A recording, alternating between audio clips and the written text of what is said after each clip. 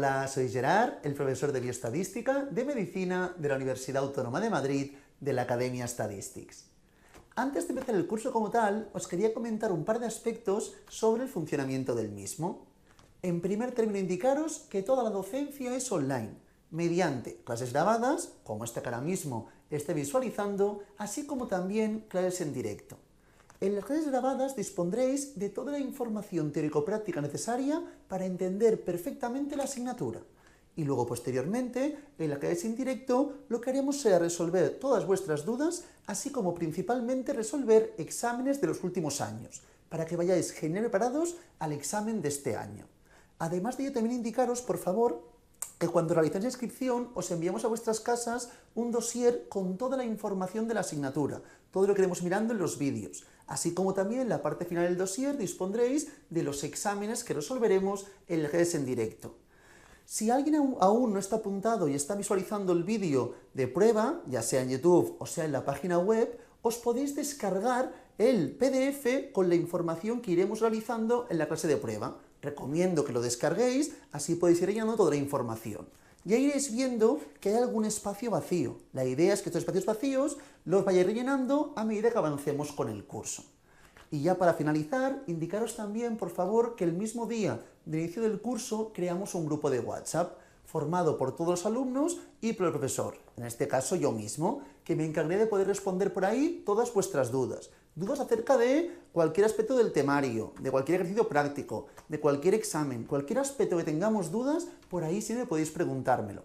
Tendréis siempre las dos vías para realizarme preguntas, ya sea por el grupo de WhatsApp, que estará siempre disponible, así como también en la clase en directo, donde comentaremos también y resolveremos todas vuestras dudas.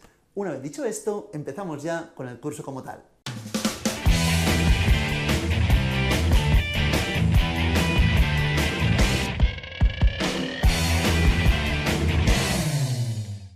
Nos adentramos ya en la información teórico-práctica de la asignatura. Indicaros, por favor, que hoy empezaremos comentando algunos aspectos teóricos que serán fundamentales para luego poder entender mejor los ejercicios prácticos. Para ello, por favor, vayamos a la página 2 del dossier, donde, si os fijáis en primer término, diferenciamos la estadística descriptiva y la estadística inferencial. En el examen, la parte principal corresponderá a la estadística inferencial. Pero para poder entender mejor la estadística inferencial, primero debemos comentar la estadística descriptiva. Voy a hacer un pequeño esquema ahora mismo para entender bien estos dos conceptos y la relación entre ellos. Generalmente, dentro de la estadística, el objetivo primordial es estudiar la población, que está formada por elementos denominados como individuos. A partir de aquí, ¿qué ocurre? Si yo pongo el ejemplo que estoy estudiando la población española, mi población es España, y siempre estudiaremos diferentes características, que dentro de la estadística se denominarán como variables. Por ejemplo, quiero estudiar el peso en España. ¿Yo podría estudiar el peso de toda la población española? Sería una locura, pero es que aunque lo consiguiese, y por ejemplo a todo el mundo, a toda la población española, mido su peso al mismo momento, ¿qué ocurriría? Que al segundo esa información estaría obsoleta, porque habría nacido y habría muerto gente. Generalmente lo que hacemos es coger un conjunto de individuos que formen parte de la población. Este conjunto de individuos que forman parte de la población es lo que denominamos como muestra. Es fundamental que la muestra sea lo más representativa posible de la población. Si, por ejemplo, la muestra está formada por 100 individuos y cogemos 100 niños de menos de 4 años, evidentemente la información que estaremos trabajando en la muestra estará sesgada. Por eso es principal coger un muestreo adecuado. Por ello trabajaremos luego en la página siguiente los diferentes tipos de muestreos, para que la muestra sea lo más representativa posible de la población objeto de estudio. Cuando tenemos la muestra, estaremos trabajando la vertiente de estadística descriptiva. Describiremos la muestra, estudiaremos las distintas características, con el objetivo de luego poder también generalizar, extrapolar, inferir, de ahí el nombre, la estadística inferencial. Cuando extrapolamos, generalizamos, inferimos de la muestra para obtener la información acerca de la población. Para ello será también primordial otro concepto que iremos viendo también en la asignatura, que es el concepto de probabilidad. Este concepto es básico. ¿Por qué motivo? Porque cuando tengo, por ejemplo, una muestra que está formada por 100 individuos, puedo estudiar su peso, y me lo invento. El peso medio, por ejemplo, es de 85 kilos. ¿Esto quiere decir que el peso en la población será 85? No, pero a partir de la probabilidad podremos hacer una estimación de cómo es la media de la población de peso en toda España a partir de la muestra que hemos trabajado mediante uno de los muestreos establecidos e indicados. Entonces, importante, lo que queremos será estudiar distintas características, que dentro de la estadística estas características se denominan como variables. Entonces tenemos las diferentes variables. Diferenciamos básicamente las variables cualitativas, que también se denominan como variables categóricas, de las variables cuantitativas, que son las que denominamos como numéricas. Tenemos variables qualis y variables quantis. Es primordial diferenciarlas bien porque según el tipo de variable podremos trabajar con más o con menos indicadores. Por ejemplo, la media. ¿La media se puede trabajar tanto con variables quantis y variables qualis? Pues evidentemente no. Si hablamos del peso, que es una variable cuantitativa, si yo os digo, estudiad la media y tenemos 3 personas, una pesa 80 kilos, otra 85 y otra 90. ¿Yo podría buscar la media? Evidentemente sí. La media sería 85 kilos. Sumamos los 3 valores y divido entre 3. Pero si en vez de una variable quanti tuviese una variable cualitativa, como puede ser el género, en este caso binario, para que sea más sencillo, y tengo hombre, hombre y mujer, ¿podría buscar la media? Evidentemente no. Por lo tanto, según el tipo de variable, tendremos la posibilidad de trabajar con más o con menos indicadores. Así como también los gráficos. Podremos trabajar con distintos gráficos según si la variable es quanti o la variable es cualitativa. Muy importante, debemos diferenciar bien entonces cuando trabajamos con una quanti respecto a cuando trabajamos con una variable cualitativa. Cuando trabajemos con variables cualitativas son aquellas que hacen referencia básicamente a atributos, ¿de acuerdo? No se pueden expresar mediante una cantidad. Estas son las variables cualitativas, ¿de acuerdo? Por ejemplo, el género corresponde evidentemente a una variable categórica. Si trabajamos el género de forma binaria, tenemos hombres o mujeres. Si hablamos, por ejemplo, del color de pelo, morenos, castaños, rubios, pelirrojos, etc. También sería en este caso, evidentemente, una variable cualitativa.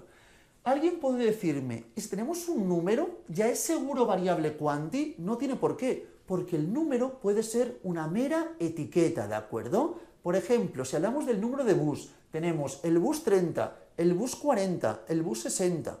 Como es número, ¿hace referencia a un aspecto cuantitativo? No, es una mera etiqueta. En vez de 40, 70 y 30 podría poner A, B, C, o azul, rojo y verde, etc. Por lo tanto, aunque a veces tengamos números, esos números hacen referencia únicamente a etiquetas, correspondería a una variable cualitativa. Cuando estemos trabajando con variables qualis, repito, sinónimo de variables categóricas, tendremos pocas posibilidades en cuanto a estadísticos. Veremos que los estadísticos habrá muchos más cuando estemos trabajando con variables cuantitativas. Dentro de las variables qualis, básicamente, diferenciaremos dos tipos: las variables cualitativas nominales y las variables cualitativas ordinales.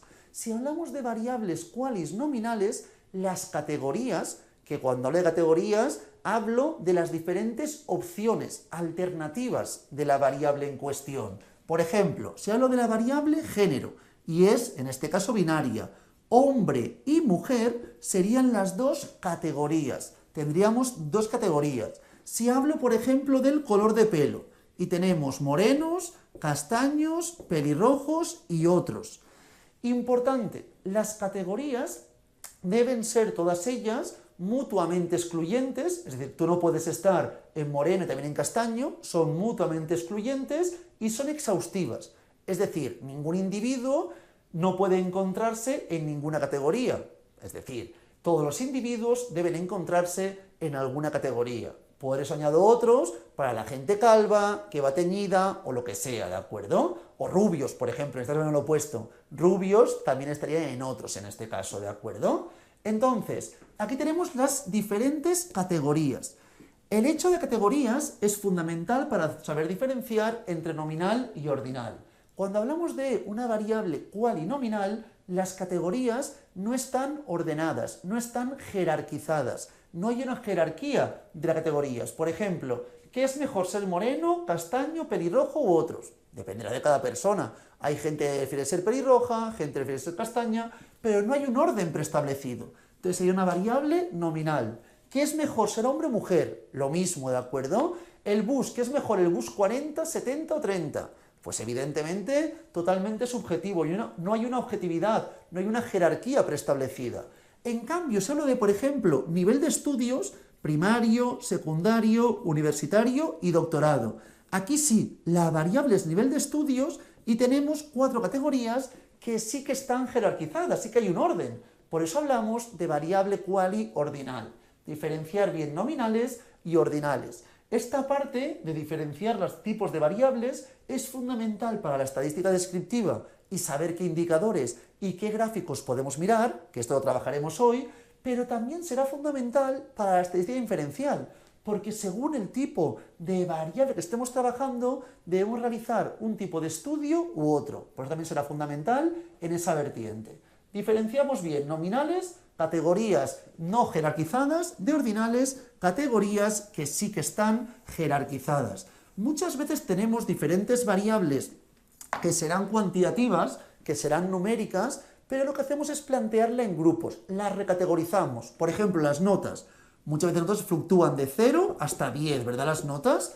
Entonces se puede poner de 0 hasta un 4,99, que sería en este caso un suspenso. De 5 a 6,99, por ejemplo, pongo en este caso aprobado.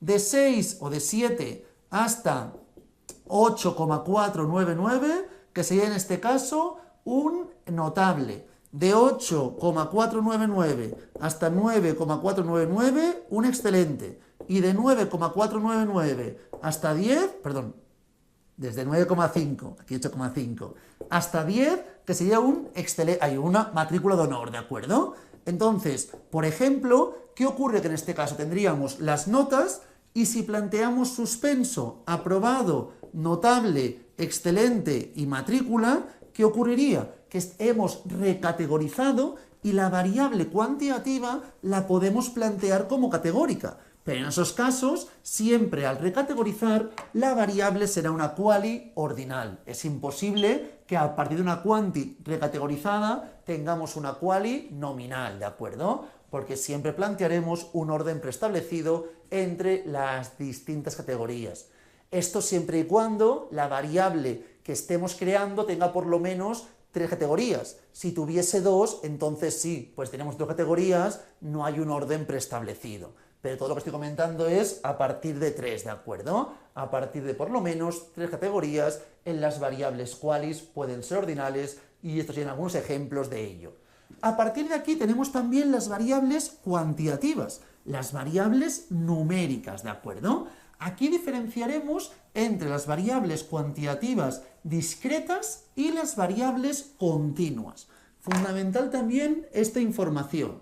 Cuantitativas, que son aquellas que hacen referencia a aspectos numéricos, y estos números sí que tienen sentido, sí que expresan cierta información numérica congruente, a diferencia de lo que comentaba antes, por ejemplo, del número de bus, ¿de acuerdo? Entonces, dentro de las variables cuantitativas, discretas son aquellas que entre 2 valores consecutivos no puede haber ningún valor. Por ejemplo, yo os hablo del número de hijos. Entre 0 hijos y un hijo no puede haber ningún valor. No puedes tener 0,3 ni 0,4.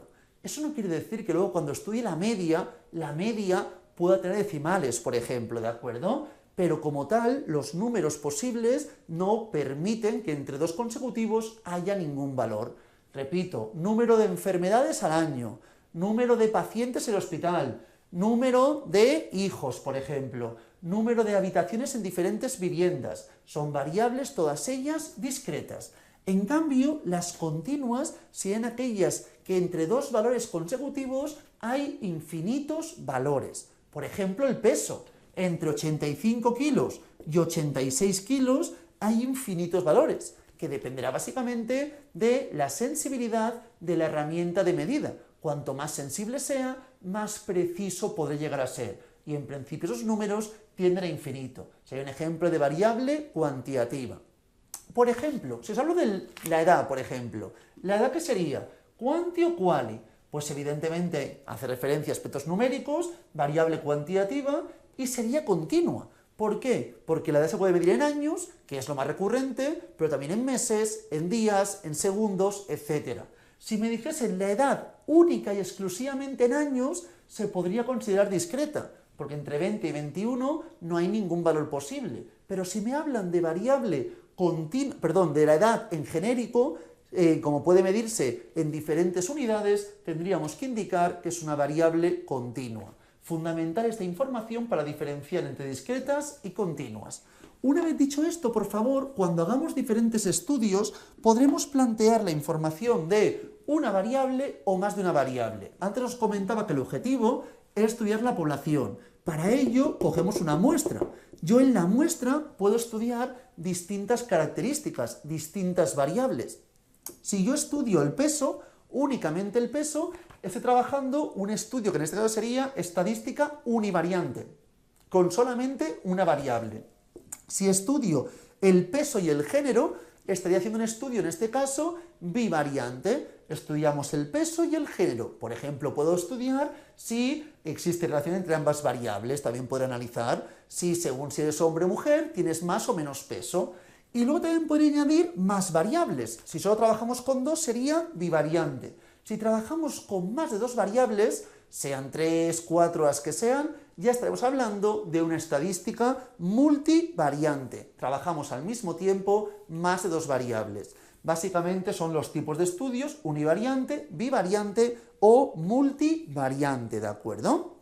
Y aquí tenéis en la página 2, si os fijáis, antes de voltear ya a la página 3, parte inferior, el efecto confusión y el efecto interacción, ¿de acuerdo? El efecto interacción, ¿qué ocurriría? Imaginaos que quiero estudiar, por ejemplo, el peso según el género y según la edad, ¿de acuerdo? Entonces, el efecto interacción es el efecto que hay entre dos variables independientes, que puede estar provocando una distorsión en los efectos principales. Todo esto iremos viendo con tranquilidad y de momento no me importa en exceso. Y el efecto confusión, básicamente, es la relación observada entre dos variables que es distinta a la real, que está confundida por otra variable. Entonces, es cuando otra variable está influyendo en esta relación y está distorsionando este efecto. Efecto confusión, todo esto, repito, lo iremos comentando con más tranquilidad. Una vez dicho esto, por favor, conceptos muy básicos, trabajamos otros conceptos adicionales, que es el tipo de muestreo. Es fundamental que la muestra con la que estaremos trabajando para luego poder generalizar, extrapolar, inferir nuestros resultados, sea una muestra lo más representativa de la población. Y ahora comentaremos los 4 muestreos más recurrentes para escoger que la muestra sea lo más representativa. Los tenemos en la página 3, tenemos 4 tipos, comentaremos rápidamente y analizaremos ejemplos de cada uno de ellos. Tenemos el muestreo aleatorio simple, ¿de acuerdo? Aquí, imagino que tenemos una población formada, me lo invento, por 10.000 personas y quiero coger una muestra formada por 100 sujetos. El muestreo aleatorio simple es el más sencillo de todos. Para elegir cada una de las unidades muestrales, cada uno de los individuos, elementos, unidad muestral que formará parte de nuestra muestra, en primer término lo que haríamos sería asignar a cada individuo, a cada elemento, un valor, un número. Si tenemos 10.000 individuos, el individuo 1, el 2, el 3 y así hasta el individuo 10.000, ¿de acuerdo? Y posteriormente utilizaremos un generador de números aleatorios para seleccionar los 100 individuos que formarán parte de nuestra muestra, 100 individuos distintos. Es decir, elegiríamos, por ejemplo, al azar, el número 32, el número 1837. Repito, esto puede ser con cualquier tipo de generador de números aleatorios o también, si queremos, la idea de una urna con valores, con individuos, y cogemos la idea de cada uno de los 100 individuos, las 100 unidades muestrales, ¿de acuerdo? Este es el muestreo aleatorio simple,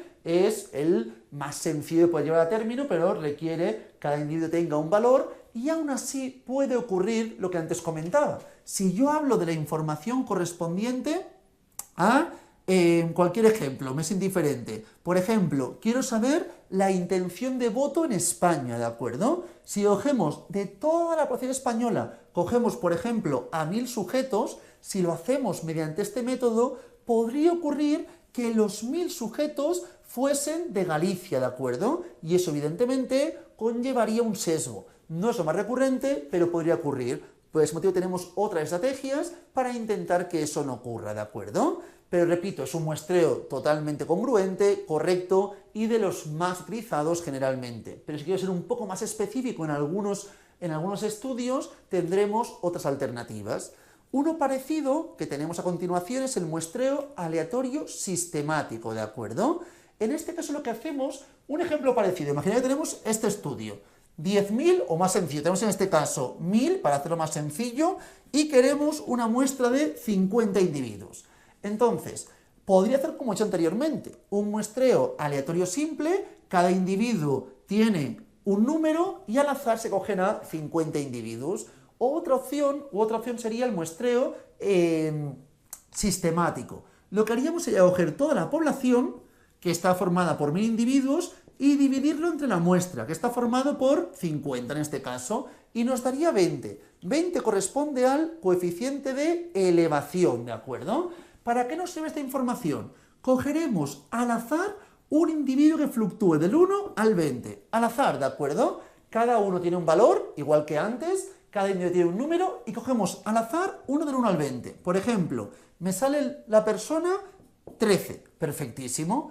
Anteriormente, ¿qué habríamos hecho? La primera sería 13, la segunda al azar lo que me dé, la tercera al azar lo que me diese, y así progresivamente. Si hacemos un sistemático, no. Cogemos el 13 y de 20 en 20 vamos sumando. 13 más 20, 33. Más 20, 53.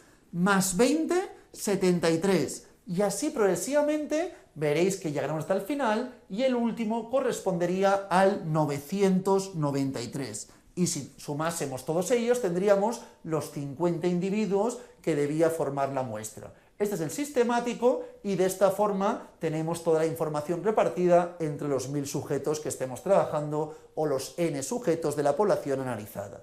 Este es otro método. Repito, estos métodos pueden a veces tener algún problema que no tendrán los siguientes para que sea toda la población lo mejor distribuida posible. El siguiente es el muestreo aleatorio estratificado. Esto, imaginaos, antes comentaba, por ejemplo, la información acerca de la votación en España. Y yo considero que evidentemente es diferente lo que votan en Galicia, de lo que votan en Castilla y León, de lo que se vota en la Comunidad de Madrid, etc. Entonces podría plantear estratos y hacer un muestreo aleatorio simple de las diferentes comunidades autónomas, ¿de acuerdo? Para que sea más sencillo y no tener aquí tantos valores, haré, por ejemplo, un estudio en la Comunidad de Madrid sobre estudiantes, por ejemplo, ¿de acuerdo? Y tenemos, por ejemplo, 1000 estudiantes, ¿de acuerdo?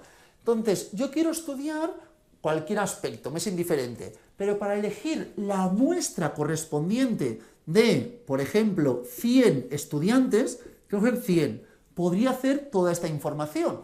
Pero si yo sé que es diferente la información si vas a la escuela pública que si vas a la escuela privada, puedo plantearme y decir, vale, de estas 1000 personas en la población, yo sé que 600 van a la pública y 400 personas van a la privada. Esta es la población de Madrid, repito, es todo mentira, pero para hacer el estudio.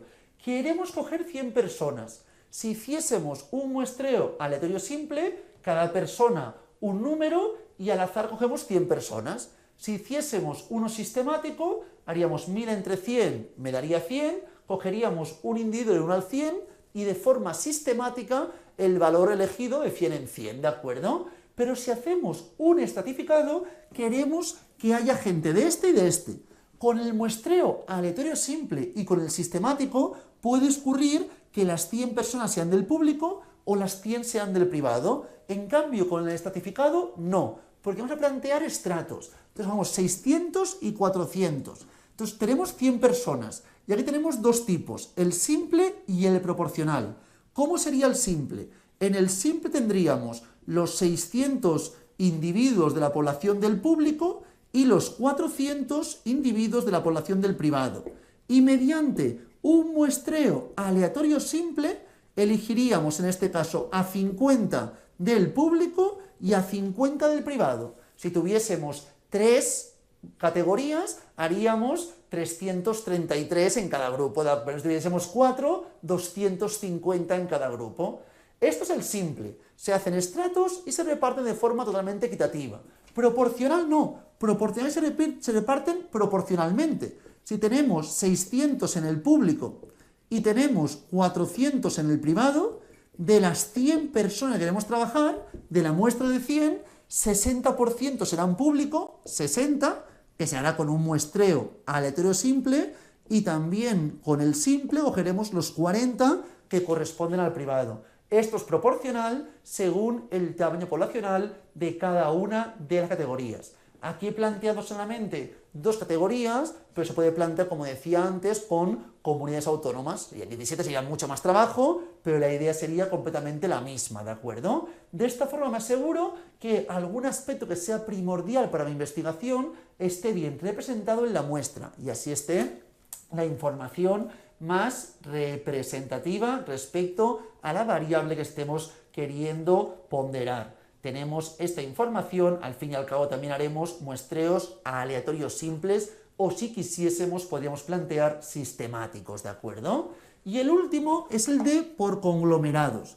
Claro, imaginaos por favor que yo quiero estudiar todos los niños también que estudian en escuelas en la Comunidad de Madrid. Pero generalmente el dinero no es muy elevado dentro de algunos estudios, depende de qué vertiente estemos trabajando. Entonces, si yo quiero estudiar todos los individuos de la Comunidad de Madrid, por ejemplo, claro, ¿qué ocurre? Si tenemos, por ejemplo, 20.000 niños que están estudiando actualmente, ¿qué podría ocurrir, por favor? Que me toque un niño de un colegio, otro de otro colegio, yo quiero una muestra de 100 individuos, otro de otro colegio, y eso conlleva muchísimo trabajo. Otra opción es hacerlo por conglomerados. En vez de trabajar con los 20.000 niños, tenemos, por ejemplo, 40 escuelas. Evidentemente, estos 20.000 niños van cada uno de ellos a una de estas 40 escuelas. Hacemos conglomerados. Y el muestreo aleatorio simple no es para elegir a los individuos, sino para elegir a las escuelas. Elegimos el colegio 1 y el colegio 2, los que queramos, ¿de acuerdo? 3, 4, 5. Y de esta forma, dentro de este colegio, elegimos al azar a individuos y elegimos al azar a individuos. Estos son por conglomerados.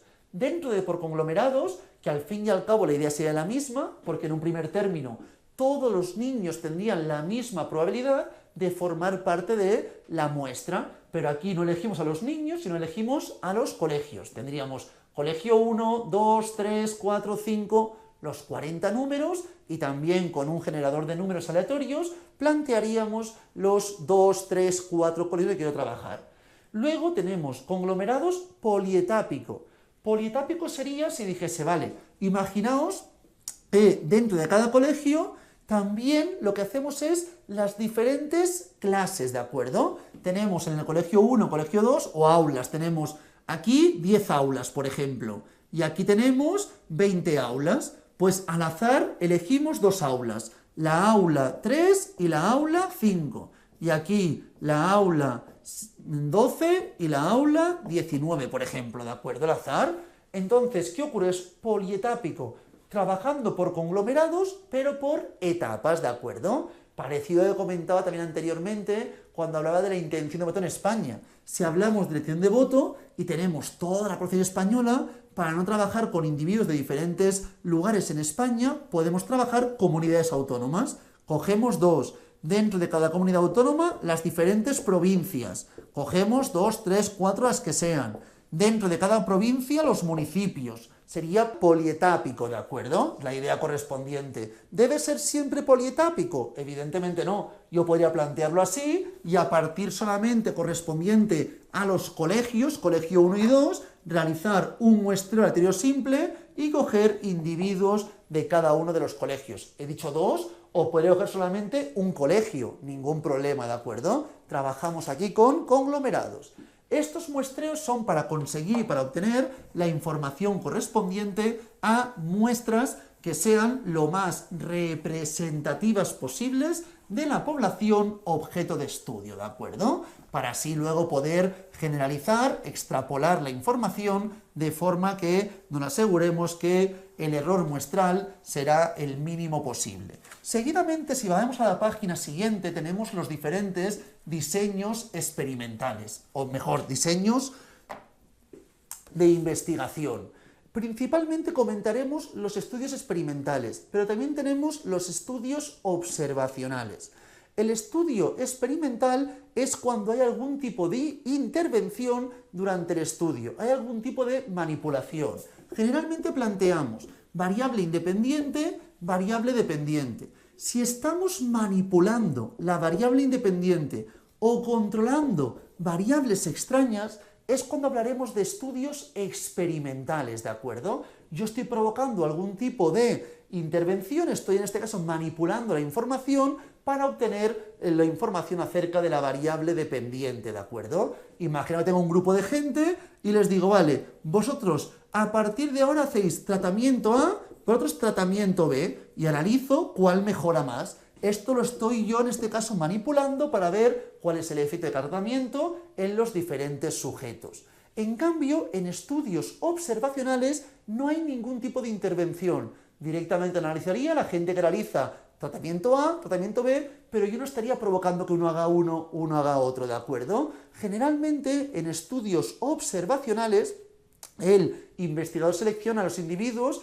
de la población de interés y estudia después las posibles asociaciones a partir de analizar los datos, ¿de acuerdo?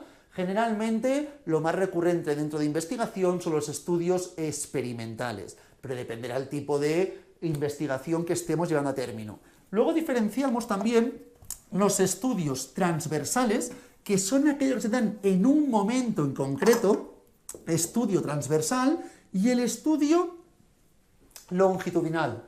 Transversal es aquel que realizamos en un momento en concreto, longitudinal, aquel estudio que se mide a lo largo del tiempo, ¿de acuerdo?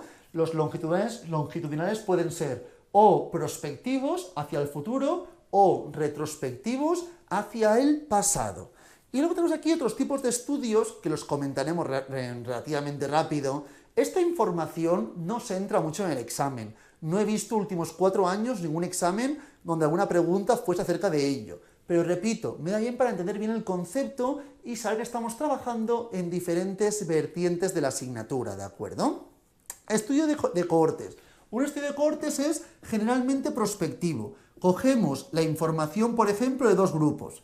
Voy a hacer una cosa que no tiene sentido. Es decir, vale, estos van a fumar, estos no fuman. Yo provoco que estos fumen, no fumen. Entonces miramos con el transcurso del tiempo y miramos si tienen cáncer de pulmón sí o no, cáncer de pulmón sí o no, ¿de acuerdo? De esta forma, ¿qué he hecho yo? He cogido la información, 2 cohortes, estudiamos la información y analizamos si con el transcurso del tiempo finalmente padecen o no padecen el cáncer de pulmón, ¿de acuerdo? Estudio caso control. Esto generalmente se da para enfermedades con baja prevalencia. Imaginemos, por ejemplo, que tenemos gente que tiene ELA, por ejemplo, ¿de acuerdo? Y gente que no está diagnosticada de dicha enfermedad. Entonces, puedo analizar qué aspectos pueden haber influido en esta enfermedad. Si han fumado, si tienen algún tipo de conducta diaria que puede conllevar a ello, etcétera, ¿de acuerdo? Evidentemente, aspectos genéticos no se pueden controlar en este caso, pero puedo analizar aspectos que hayan influido. O mejor dicho, mirad, algún tipo de enfermedad con prevalencia baja, cualquier tipo, y estos no la tienen, estos sí, estos no. Y analizamos qué aspectos pueden haber influido en dicha enfermedad, ¿de acuerdo? Luego tenemos estudios ecológicos, donde aquí no estudiamos un individuo, sino estudiamos un grupo, un conjunto de individuos, ¿de acuerdo? Aquí el objetivo es estudiar un conjunto de individuos. Y luego tenemos los ensayos clínicos, muy típicos dentro del ámbito sanitario, específicamente, evidentemente, dentro de la medicina, donde aquí se diseñan diferentes ensayos para evaluar la eficacia de un tratamiento o una intervención o un medicamento, ¿de acuerdo? Entonces aquí lo que hacemos generalmente es lo mismo. Cogemos el grupo experimental, que va a experimentar nuestro tratamiento, medicación o intervención, y el grupo control. Y analizamos cuáles son realmente las información primordial cuando hacemos diseños experimentales, también dentro del ensayo clínico, pero cuando hacemos diseño experimental, os comentaba que era fundamental la manipulación de la variable independiente y el control de variables extrañas. Teníamos esta información y esta. Entonces era fundamental que esta variable estuviésemos manipulando y el control. También es fundamental cuando hablamos de los diseños experimentales, y también, repito, el ensayo clínico, que haya una aleatorización, que se aleatoricen los individuos a los diferentes grupos. Si tenemos 100 individuos con las mismas condiciones y tienen que ir 50 al experimental y 50 al control, es primordial que esto se haga de forma aleatorizada, ¿de acuerdo? Para asegurarnos que hablamos de un diseño experimental, y en este caso en concreto, si hablamos de grupo experimental y grupo control, sería un ensayo clínico para analizar la eficacia del tratamiento, medicamento o intervención. Una vez dicho esto, nos adentramos ya en una vertiente un poco más numérica, más práctica, dentro de la parte de estadística descriptiva. Hoy trabajaremos únicamente estadística descriptiva univariante, cuando estamos trabajando exclusivamente con una variable, ¿de acuerdo? Como ya hemos comentado, habrá estudios donde trabajemos con dos variables y otros que seguirán ya al final de la asignatura cuando trabajemos con más de dos variables, multivariante. Pero hoy trabajaremos solamente con una variable. Aquí me importa mucho diferenciar si la variable es quali o la variable es quanti. Empezaremos trabajando variables qualis. Las variables quantis permitirán los mismos estudios que las qualis, pero con aspectos más elaborados y aspectos adicionales que iremos comentando. Empiezo comentando un ejemplo de variable quali nominal. Por ejemplo, voy a hablar en este caso del color de pelo. Tenemos gente morena, gente castaña, pelirroja y rubia. No hay otro tipo de gente. Si hubiese gente calva o gente teñida, etcétera, pondríamos otros. Pero aquí tenemos solamente en nuestro grupo 4 opciones, ¿de acuerdo? Para simplificar. Entonces, aquí tenemos la variable, que es el color de pelo, y aquí las categorías: moreno, castaño, pelirrojo, rubio. Aquí voy a plantear ahora mismo lo que se denomina como tabla de frecuencias. Imaginaos un ejemplo que tengo, por ejemplo, 10.000 personas. Y tenemos moreno, rubio, castaño, moreno, rubio, rubio, rubio, rubio, y así progresivamente. Mirar la serie de información es una locura, no podría interpretarlo bien. Entonces lo que hacemos es simplificarlo en una tabla de frecuencias como lo que ahora vamos a plantear. En la tabla de frecuencias planteamos en la primera columna las diferentes categorías y luego seguidamente planteamos la frecuencia absoluta, n sub i, que es el número de individuos que hay en cada categoría. Ahora me lo voy a inventar, pero tenemos, por ejemplo, 8 morenos, tenemos 6 castaños, no, 6 castaños no, tenemos 4 castaños, tenemos en este caso 7 pelirrojos y tenemos un rubio, ¿de acuerdo? En total, 20 personas. Esta es la información de las frecuencias absolutas, el número de individuos en cada categoría. Luego también puedo buscar la frecuencia absoluta acumulada, n mayúscula sub i, que es el número de individuos yendo acumulando, es decir, 8 más 4, 12, más 7, 19, más 1, 20. La última categoría siempre debe corresponder al total de la muestra. Luego también tenemos la frecuencia relativa. La frecuencia relativa básicamente es la frecuencia absoluta de la categoría entre total de la muestra. Aquí la muestra está formada por 20 sujetos. 8 entre 20, 0,4. 4 entre 20, 0,2. 7 entre 20, 0,35 y 1 entre 20, 0,05. Si sumamos esto, debe sumar siempre 1. Si no sumase 1, es que algo hemos hecho mal. Luego tenemos la frecuencia relativa acumulada. Lo mismo, 0,4 más 0,2, 0,6 más 0,35, 0,95 y aquí siempre debe estar el 1. Si no, también, evidentemente, es que algo hemos realizado mal. Y por último tenemos los porcentajes. Porcentaje individual, que sería 0,4%, 40%, 20, 35 y 5. Todo esto debe sumar el 100%. Es una P minúscula esta en principio, ¿de acuerdo? La P mayúscula sería el porcentaje acumulado, 40, 60, 95 y 100%. ¿Qué ocurre, por favor? Que cuando estemos trabajando con variables qualis nominales, como es nuestro caso en este caso, moreno, castaño, pelirrojo, rubio, color de pelo, en este caso las acumuladas no tienen ningún sentido. ¿Por qué no tienen sentido? Pues he planteado moreno y castaño. ¿Pero esto qué significa?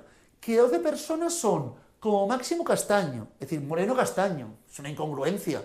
Pues podría haber puesto aquí el pelirrojo, aquí el rubio. Como no hay una jerarquía, las acumuladas no tienen sentido. Entonces, cuando hablemos de variables qualis, dentro de las variables qualis nominales, se puede plantear la tabla de frecuencia, pero sin incluir las acumuladas. Las acumuladas no me aportan ningún tipo de información.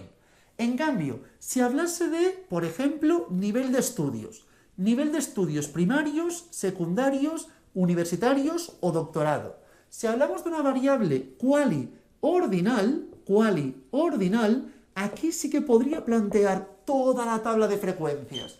Por ejemplo, ¿cuánta gente tiene como máximo, es decir, nivel de estudios secundarios o inferiores? Secundarios o inferiores son 12.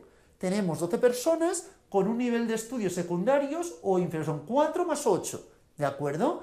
¿Qué porcentaje de personas tiene estudios universitarios o menores? El 95%. Aquí sí que tiene sentido trabajar las acumuladas, ¿de acuerdo? Importante, no confundamos. Si me preguntan, ¿cuántas personas tienen exactamente estudios universitarios? 7. ¿Cuántas personas tienen estudios universitarios o inferiores? 19. Porque se acumula la información, ¿de acuerdo? Tablas de frecuencias para variables qualis ordinales. Esta es la información. Sea la variable quali ordinal o nominal, no me importa, sea una variable quali, lo que sí que puedo mirar es la moda.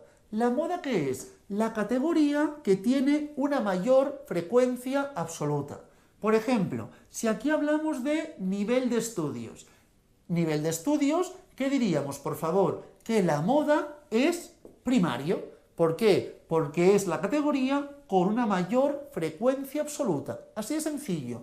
Diríamos que primario es la moda. Si antes hablábamos, por ejemplo, de, no recuerdo el orden, moreno, castaño, pelirrojo y rubio, creo que había puesto. Si me preguntasen cuál es la moda de color de pelo, diríamos que son morenos. Importante, la moda no es 8, no. La moda es la categoría correspondiente a la frecuencia absoluta mayor.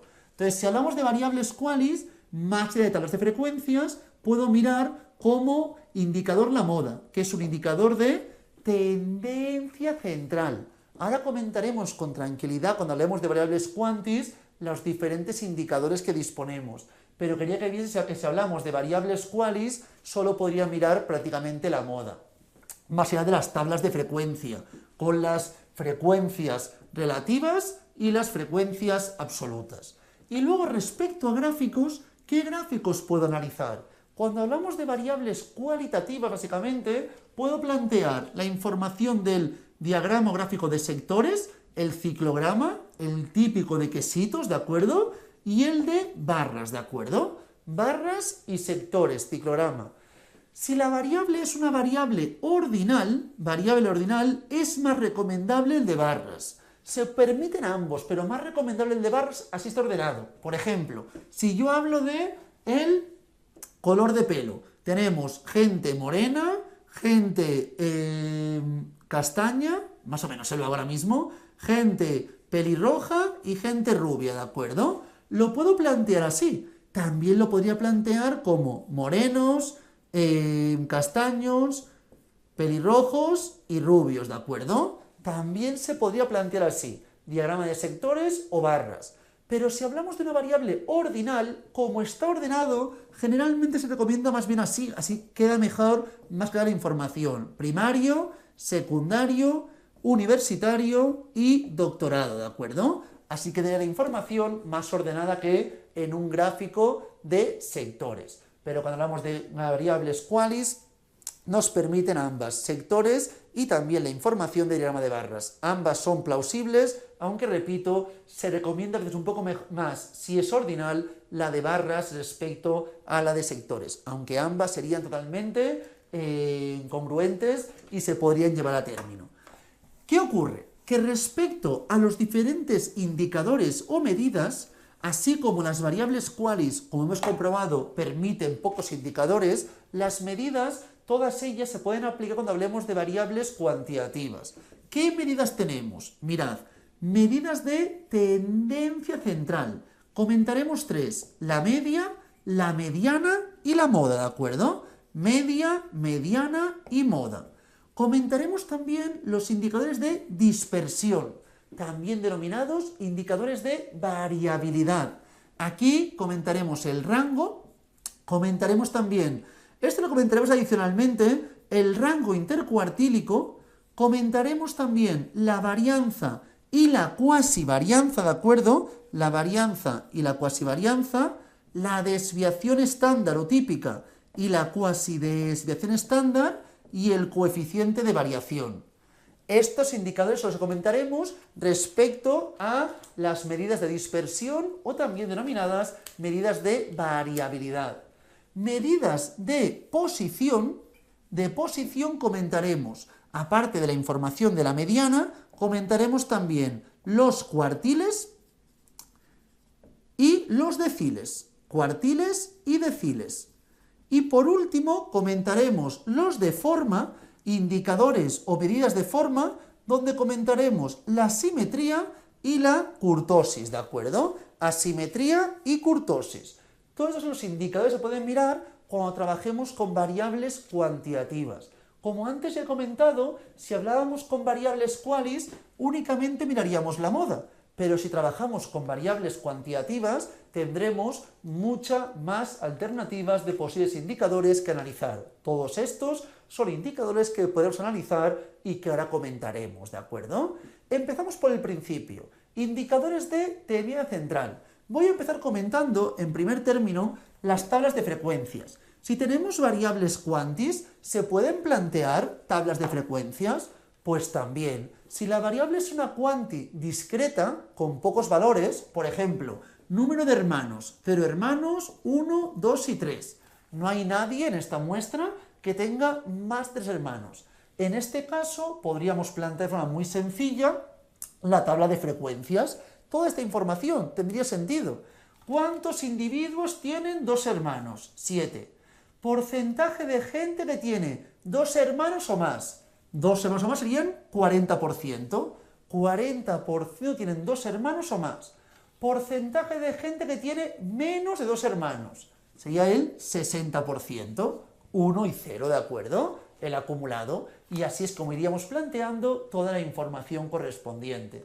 Respecto a los indicadores, la media. La media básicamente corresponde a sumar todos los valores y dividir entre el número de individuos. Aquí haríamos 0, 8 veces, ¿de acuerdo? Claro, para no hacer esto, si tenemos una tabla, podría hacer 0 por 8, más 1 4 veces, 1 4 veces. Para no hacer todo esto, 1 por 4, más 2 7 veces, 2 7 veces, ¿de acuerdo? Para no hacer todo esto, 2 por 7, y 3 una vez. Esto solamente es 3, ya está.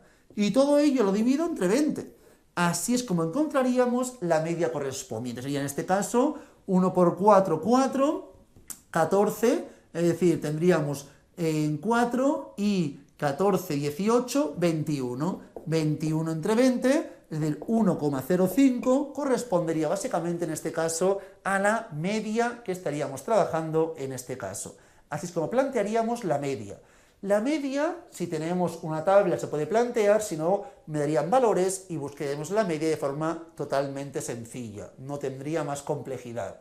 Esta información de las medias, medianas y modas la tenéis en la página 6, parte superior. Esta la comentaremos en la 6, parte inferior, como podéis comprobar, y en la 7, parte superior tenemos esta, y en la 7, parte inferior tendremos esta información. Así veremos cada uno de los diferentes indicadores o medidas. Hemos comentado la media, la moda. ¿Cómo sería la moda? La categoría con una mayor frecuencia absoluta. ¿Cuál es la que tiene mayor frecuencia? Pues evidentemente 0. 0 hermanos sería la moda. Así de simple. Si aquí tuviese, por ejemplo, otro 8, diríamos que es bimodal. La moda podría ser 0 o 2, ¿de acuerdo? Tendríamos dos modas. Si aquí tenemos otro 8, por ejemplo, sería trimodal. 0, 2 y 3, ¿de acuerdo? 0, 2 y 3. Y si aquí tuviésemos otro 8, sería amodal, no habría moda, porque todos son iguales, ¿de acuerdo? Entonces, en este caso, si tuviésemos así la información, diríamos que es bimodal. 0 y 2 serían la moda, pero como tenemos esta información, es unimodal y la moda es 0 en este caso. Y luego tenemos la mediana. La mediana básicamente es el punto central, el que deja 50% por debajo y 50% por encima de los valores. Para que lo veamos muy sencillo, por favor, tenemos un ejemplo como el siguiente. Notas en el examen. Tenemos un 5, un 5, un 7, un 8 y un 9, ¿de acuerdo? Y nos preguntan cuál es la mediana. Para hacer la mediana siempre hacemos lo mismo. Buscamos la posición de la mediana. No sabemos buscar directamente la mediana, sino que buscamos siempre la posición. Y es n más 1 entre 2. Aquí tenemos 1, 2, 3, 4, 5. Como es un número impar, me dará un número exacto y será más sencillo. Mirad, n, que es 5, más 1, 6, entre 2, 3. 1, 2, 3, este de aquí es la mediana. La mediana es 7. No confundamos, ¿de acuerdo? La mediana no es 3. Esto es la posición. La mediana como tal es el 7, que deja el 50% y el otro 50% por encima. Así de sencillo. Si aquí hubiera tenido otro valor, por ejemplo, otro 9, y me preguntasen cuál es la mediana, aquí se complicaría. Muy poco, pero se complica algo. Ahora lo comentaremos. En este caso, ¿qué ocurriría? Que tendríamos 5, 5, 7, 8, 9, 9. Tenemos 6 valores. Haríamos lo mismo, pero me quedaría un número decimal. 7, 6 más 1, 7 entre 2, 3,5. 1, 2, 3, está aquí, entre estos dos. ¿Qué hay que hacer? Como está entre 2, hacemos la media de ambos. 7 más 8 entre 2, la mediana sería 7,5. Repito, la posición sería 3,5, pero la mediana 7,5. Si esto hubiera sido 7, ¿qué hubiera hecho? 7 y 7, 7 directamente, porque la media de 7 y 7 sería evidentemente 7, ¿de acuerdo? Así habría buscado la información. Si esto hubiera sido 9, por ejemplo, ¿qué habría hecho? Haber dicho que la mediana hubiera sido 8 en este caso. 7 y 9 está entre ambos y hacemos la información de la media entre ambos valores. Importante, en un caso como este, estuviésemos 5, 5, 7, 9, 9, 9. Si nos preguntan por la moda, muy sencillo, diríamos que la moda es 9. Si nos preguntasen por la información correspondiente a la media, sumaríamos 5, más 5, más 7, más 9, más 9, más 9, entre 6. Así de sencillo es como buscaríamos la información correspondiente a la media, ¿de acuerdo? Una vez tenemos esto, por favor, ¿qué más? En el supuesto que tuviésemos una variable que fuese cuantitativa, pero que no fuese en este caso, por favor, una variable discreta, sino continua. Si fuese continua, por ejemplo, hablamos de la edad y tenemos gente de 0 a 20 años, de 20 a 40. Podríamos plantearlo no con valores, sino con intervalos, ¿de acuerdo? Podría plantear de 0 hasta 20 años, de 20 hasta, pongo aquí cerrado, hasta 40, de 40 a 60 y por último de 60 hasta 80, porque no hay ninguna persona que llegue a tener 80 años en nuestro caso. La idea sería la misma, pero lo plantearíamos de esta forma, ¿de acuerdo? Así plantearíamos la tabla de frecuencias si hablásemos de una variable cuantitativa continua con muchos valores. Una vez tenemos esto, por favor, hemos comentado las medidas de tendencia central, media, moda y mediana. Esto nos lo preguntan muy sencillo. Nos lo preguntarán en el examen generalmente como un ejemplo que tenemos en la página 6, parte central. Me dice, calcule e indique la tendencia central con los siguientes datos. Pues aquí buscaríamos la media, moda y mediana, ¿de acuerdo? Para buscar la moda, el que se repita más veces, el 3 se repite 2 veces, el 5 una, el 6 2 y el 7 3. Pues la moda sería sin duda 7. Para buscar la media, sumaríamos todos, 3 más 7 10, 10 más 5 15, más 3 18, más 6 24, más 7 31, más 8 39, más 6 45, 52 y 61. Todo ello entre 1, 2, 3, 4, 5, 6, 7, 8, 9, 10. 6,1, ¿de acuerdo? Y para hacer la mediana, ¿qué haríamos? Por favor, ordenamos. Pero para ordenar siempre deben estar de menor a mayor, ¿de acuerdo? Los pequeños, 3 y 3, ¿de acuerdo? 3, 3. Luego, 4 ninguno. Tenemos un 5. Luego tenemos 2 6, 6. Luego tenemos 3 7. Luego tenemos un 8 y un 9, ¿verdad? Tenemos 1, 2, 3, 4, 5, 6, 7, 8, 9, 10. Perfecto. Buscamos la posición de la mediana. 10 más 1, 11, entre 2, 5,5. 1, 2, 3, 4, 5. Estamos aquí. Por lo tanto, la mediana sería 6,5, ¿de acuerdo? Que es la media entre este y este, pues se encuentra en el punto central. Así es como buscaríamos los indicadores de tendencia central, media, mediana y moda. Seguidamente, los de dispersión, variabilidad.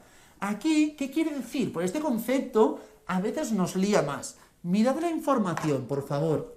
Yo puedo tener un grupo de gente que todos ellos tengan edades muy parejas, entonces habría mucha concentración, poca dispersión en cuanto a la edad. O puedo tener, por ejemplo, edades entre ellas muy distintas. Habría mucha dispersión, mucha variabilidad en cuanto a la edad. Lo mismo que decía antes, yo podría analizar cada individuo de forma separada y decir, vale, tienes 20 años, 35, 40, sería complicado. Para ello tenemos estos indicadores que nos aportarán información mucho más simple y rápida de analizar. El rango. El rango básicamente es la distancia entre valor máximo y mínimo. Si tengo un grupo de gente y la persona mayor, por ejemplo, en una clase, tenemos una clase formada por 100 individuos. La persona mayor tiene 21 años y la menor 18. ¿Qué diríamos? Que el rango en este caso es 21 menos 18, 3, ¿de acuerdo? ¿Qué problema hay en este caso? Pues que el rango es muy sensible. Cuando hablo de sensibilidad, ¿a qué me refiero? Que solamente que hubiese un caso, la persona 101, que tuviese 80 años, pasamos de un rango 3 a un rango, en este caso, 62. Solamente una persona conlleva una variabilidad, como podemos ver, una dispersión mucho mayor. Por eso decimos que el rango es muy sensible. Cuando trabajábamos con medida de tendencia central, mirad un segundo, media y mediana, porque uno de los dos es muy sensible y otro es mucho más robusto. Tenemos edades, por ejemplo, ¿de acuerdo? 20 años, 21, 21, 21 y 22, ¿de acuerdo? Tenemos esta información, 3 con 21, 1 con 20 y 1 con 22. Si aquí hiciésemos la media y la mediana, obtendríamos que es 21. ¿Cuál pensáis, por favor, que es más sensible? Es decir, ante la presencia de valores extremos, ¿qué más se distorsiona?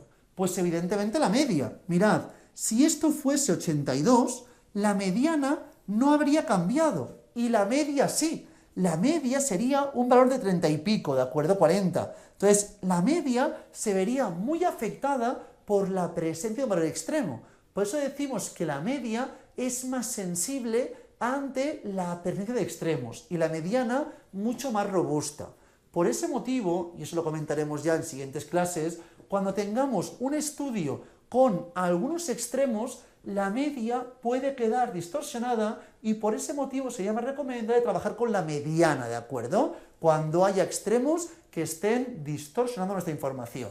Pero esto es media y mediana, mediana más robusta, media más sensible, pero estaba comentando ahora los indicadores de dispersión, de variabilidad.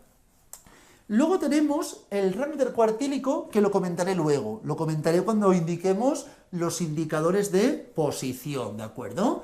Luego lo comentaré con más tranquilidad, el rango intercuartílico. Ahora me importa la varianza y la cuasivarianza, ¿de acuerdo? Varianza y cuasivarianza. ¿Qué ocurre?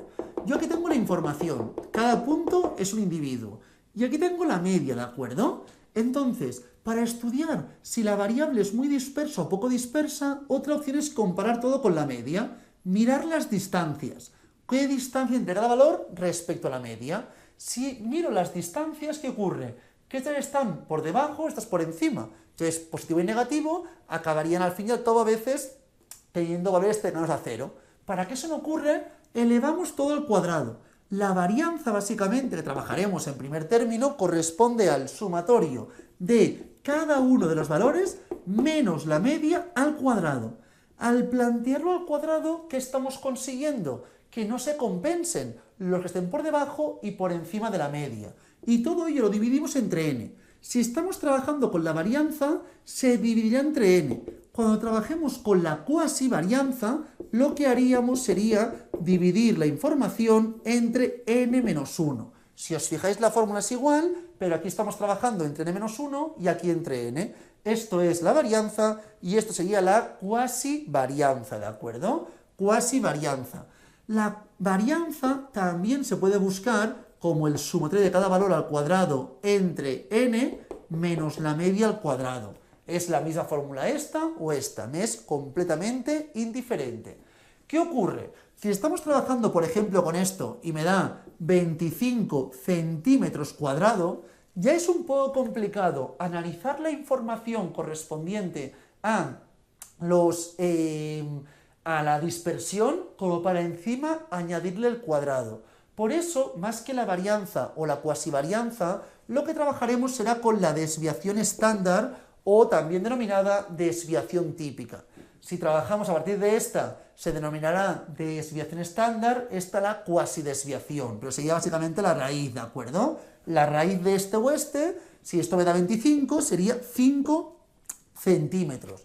Eso será mucho más sencillo para interpretar. ¿Qué nos indica este valor? Nos indica básicamente la información correspondiente a cuál es la media de las diferencias de cada uno de los valores respecto a la media. Si estos 5 centímetros quiere decir que cada valor respecto a la media se encuentra a una diferencia de 5 centímetros.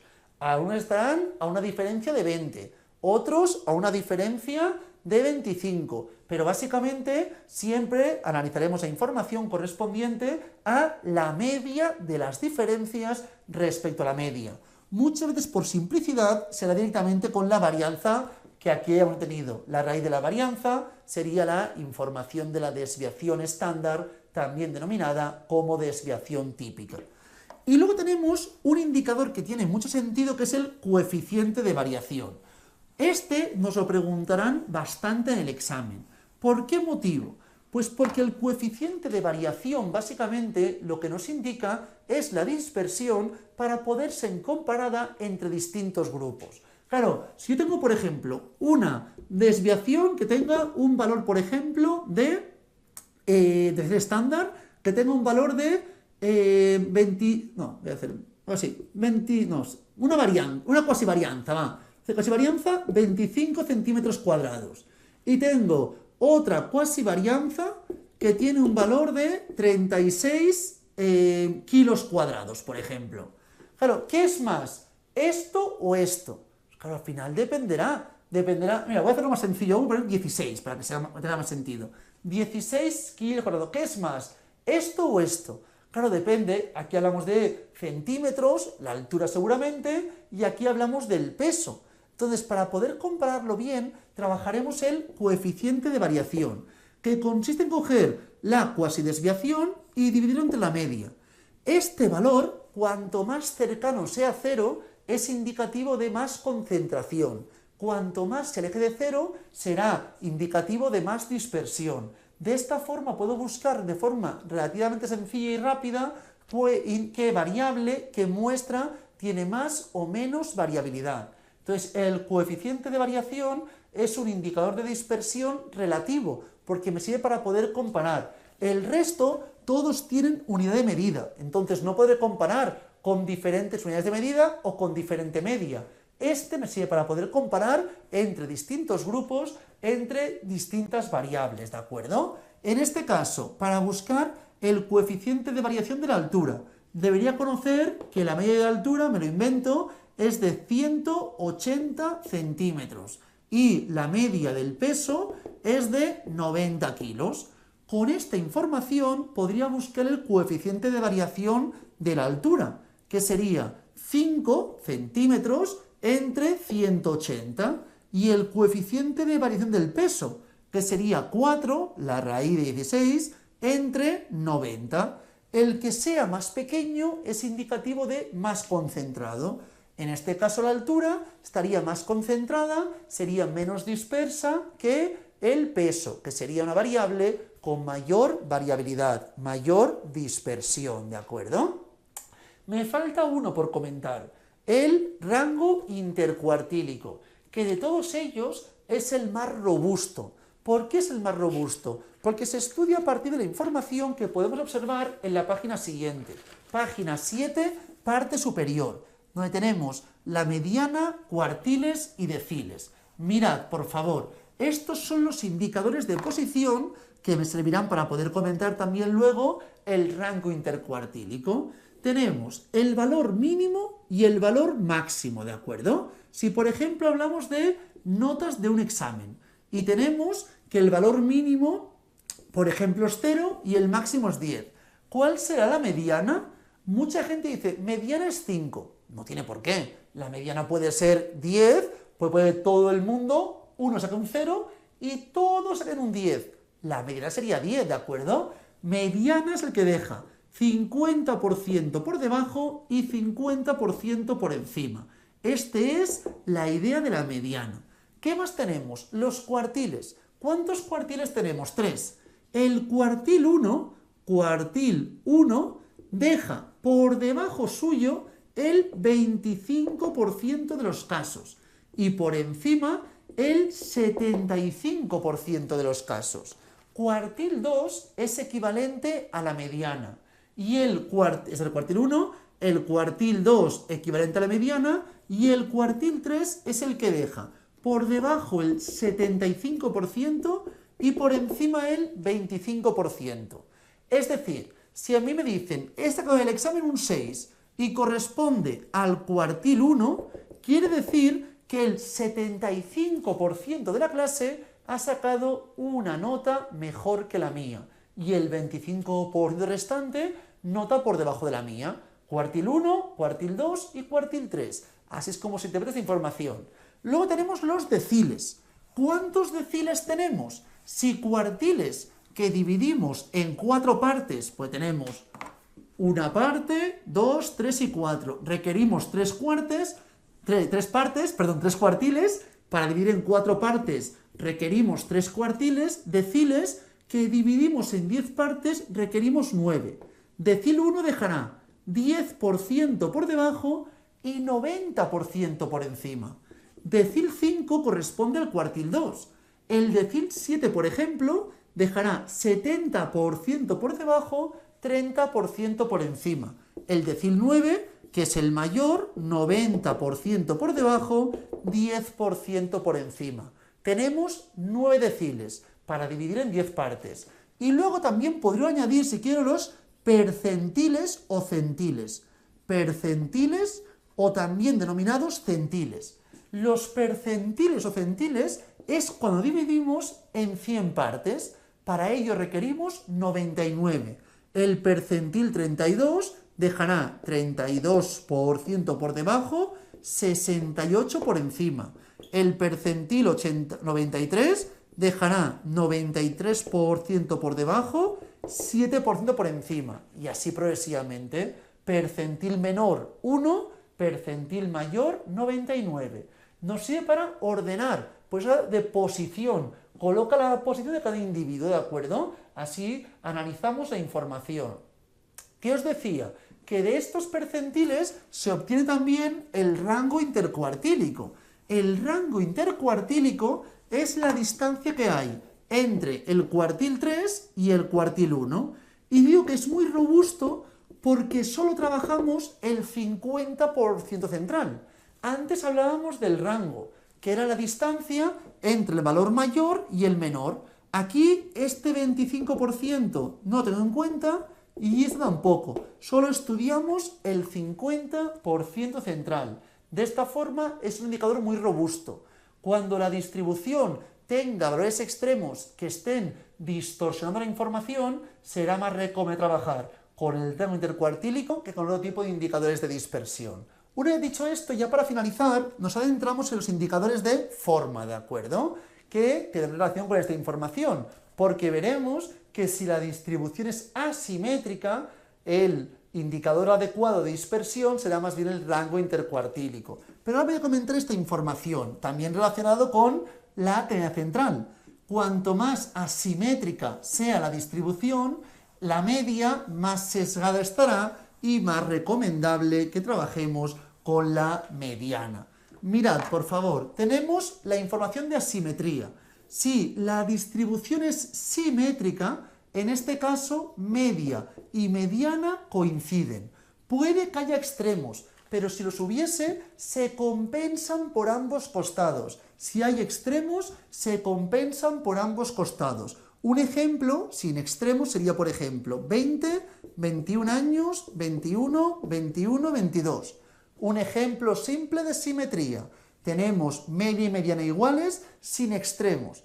Pero imaginaos que esto fuese 1 y esto 41. También sería simétrica, porque hay extremos, pero se compensan por ambos costados, ¿de acuerdo? En cambio, si aquí tuviésemos, por ejemplo, 20, 21, 21, 41, ¿qué ocurriría? Que ahí tendríamos un ejemplo de asimetría positiva. Asimetría positiva, ¿por qué? Porque tenemos concentración en la parte inferior y extremos en la parte superior, ¿de acuerdo? Esto es un ejemplo de asimetría positiva. Cuando estemos trabajando con asimetría positiva, lo haré en otro gráfico para que sea más visual. Si trabajamos con asimetría positiva, tendríamos algo como esto. Concentración aquí y aquí la información. Aquí tendríamos la mediana y la media sería mayor que la mediana. ¿Por qué? Porque, como bien sabemos, la media es más sensible y ante la presencia de valor extremo rápidamente se vería distorsionado. Si esto fuese 1 y esto fuese 22, hablaríamos de asimetría negativa. Concentración parte superior, aquí tendríamos la mediana y aquí la media. La media sería menor que la mediana. Asimetría negativa. Esto aparecerá directamente en tablas correspondientes donde si el coeficiente de asimetría es 0, es sintomático de distribución simétrica. Si el coeficiente de asimetría es mayor a 0, asimetría positiva. Y si el coeficiente de asimetría es menor que 0, asimetría negativa. Así es como plantearíamos la información a partir de los valores del coeficiente de asimetría. Y de forma pareja tenemos la información de la kurtosis, ¿de acuerdo? En la kurtosis no estudiamos si hay sesgo por la derecha o sesgo por la izquierda, sino estudiamos el grado de apuntamiento de la variable. Estudiamos si la variable tiene una distribución muy puntiaguda, con mucha concentración en la parte central, hablaremos de distribución leptocúrtica. Si es leptocúrtica, el coeficiente de kurtosis será mayor a 0. Si la distribución fuese normal, hablaríamos de mesocúrtica. En este caso, el coeficiente de kurtosis sería igual a 0. Y si fuese muy chata, muy plana, hablaríamos de platicúrtica y el coeficiente de kurtosis sería menor que 0.